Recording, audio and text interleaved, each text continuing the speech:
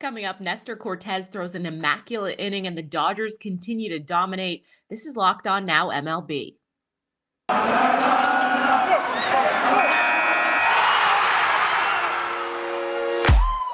The biggest games, the best performances, expert analysis. You are Locked On Now.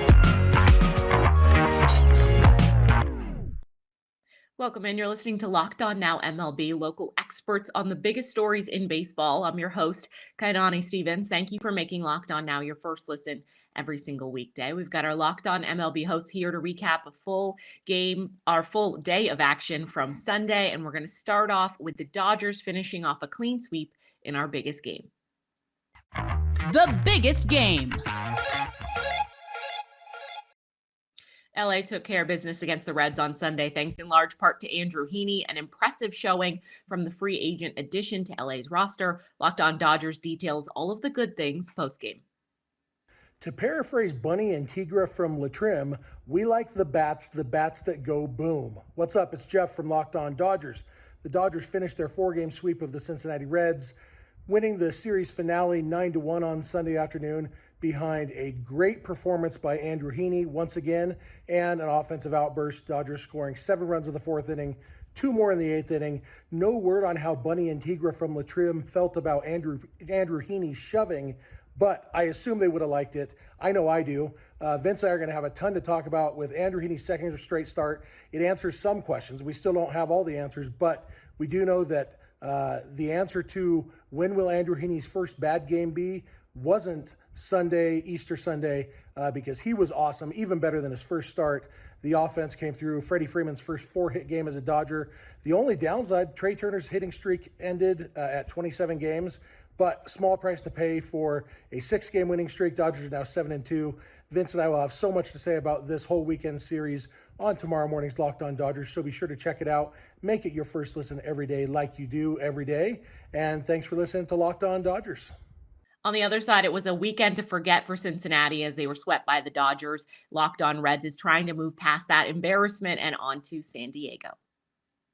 Everybody is working for the weekend except for the Cincinnati Reds. They are really, really glad this weekend is over. Hey, this is Jeff Carr from the Locked On Reds podcast here to tell you about a nightmare 4 days for the Cincinnati Reds in L.A.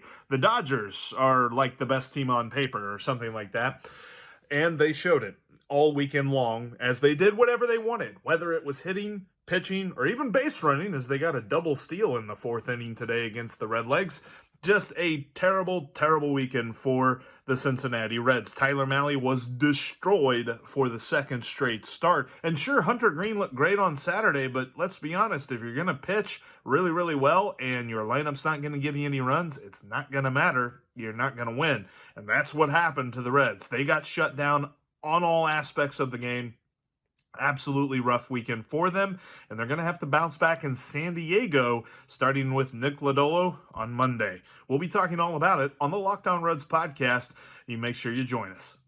Seattle took 2 out of 3 from the Astros with a win on Sunday, and Locked On Mariners is certainly pleased with that outcome. First series win of the year, and it is a big one. This is Ty Gonzalez, host of the Locked On Mariners podcast. Mariners win 7-2 and take 2 of 3 from the Houston Astros. Bats come alive after getting shut out last night by Justin Verlander. Julio Rodriguez with his first career RBI. Ty France with a big 3-run home run. The Mariners are 5-5, and now they're getting a much-needed off day before they face the Rangers and the Royals to cap off this homestand. We're going to get back at it on Locked On Mariners tomorrow. We'll see you there. The Astros couldn't get the bats going in the series finale, and Locked On Astros talks about that offensive struggle so far this season for Houston. Hey guys, H.M. Wheelhouse here with Locked On Astros, and the Astros fall 7-2. Seattle wins the series after a stellar start by Justin Verlander on Saturday. 8 shutout innings with 8 strikeouts, looked great. The offense only mustered 4 runs. They're averaging 2 runs a game beyond the 13-run outpouring. And Anaheim, the Astros bats have been somewhat silent.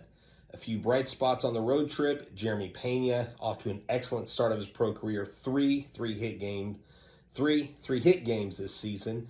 That's the first time someone's done that since 1998, I believe, in a Nationals uniform. Also, you've got Siri and McCormick for the most part doing well. They're hoping that the Bats get hot as they return home on Monday against the Angels of Anaheim, who are now a half game in first place in the American League West. So stay tuned in to Lock on Astros. We're your team every day. And remember, we're not the Rangers. San Francisco starting pitching is making history and winning along the way. On Sunday, they took down the Guardians and silenced that explosive Cleveland offense. Locked on Giants tells you everything you need to know postgame. 9 straight starts by the starting pitchers to begin the year with 2 earned runs or fewer. That's the longest streak in franchise history to begin a season. Ben Kaspick with the Locked On Giants podcast. The starting pitching has been as advertised. They've been extremely good and a huge reason why the Giants have gotten off to a really strong 7-2 start. The offense, generally speaking, had kind of lagged behind, although the expected numbers based on the quality of contact were actually up there among the very best in the game, which is kind of more predictive of what we would expect to transpire moving forward. And sure enough, today the Giants' bats broke out in addition to the solid pitching. So we'll talk about all of this and get you ready for Giants versus Mets on tomorrow's Locked On Giants, where it's your team every day. Coming up, the Yankees get a great pitching performance, but can't turn it into a win. This is Locked On Now MLB. Today's edition of Locked On Now is brought to you by Bet Online, the #1 source for all of your online gambling needs. Definitely want to head over there now that baseball is back and underway. And of course, the NBA playoffs are certainly something you want to put some money on. Just head over to betonline.net. Welcome back to Locked On Now MLB. I'm Kainani Stevens. Thank you for making Locked On Now your first listen every single weekday. Now we're going to talk about Nestor Cortes in Sunday's best performance. The best performance. Hold up. The best performance came in a losing effort, unfortunately, for Yankees fans. Cortes pitched an immaculate inning, but the lack of offense was too much for them to overcome as the Orioles handled things from there. Locked On Yankees and Locked On Orioles recaps the series finale in Baltimore. This is Stacey Gotsoulias of Locked On Yankees, and the Yankees dropped 2 out of 3 to Baltimore. And the punctuation mark was a 5-0 loss today, after Nestor Cortes Jr. threw 5 innings of 3-hit ball, didn't give up a run, only walked 1, and struck out 12.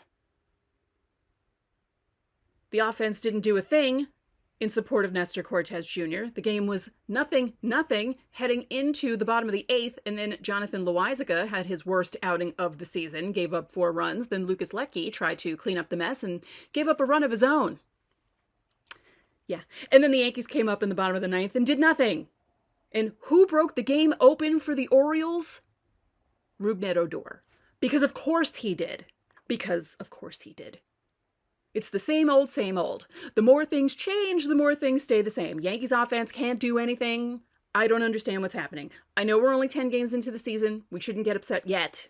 But things are looking a little too similar to 2021, and something needs to be done. They're off tomorrow, but I'll have everything you need to know about this series and the upcoming series this week on the next Locked On Yankees, so tune in. The New York Mets keep on rolling. A decisive win over the Diamondbacks has our Locked On Mets host pleased with New York's start to the season. The New York Mets have played 3 series this season.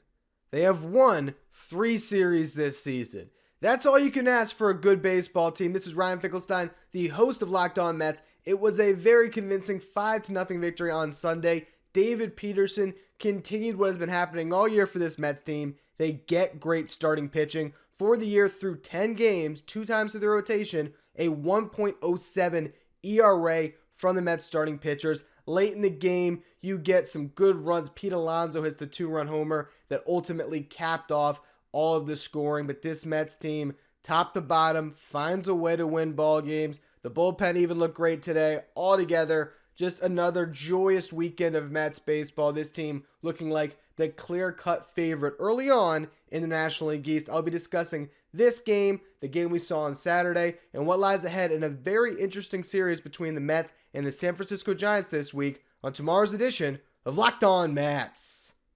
The Miami Marlins blowing out the Phillies on Sunday has Locked On Phillies not very happy with the outcome. He's even calling out the skipper very early in the season.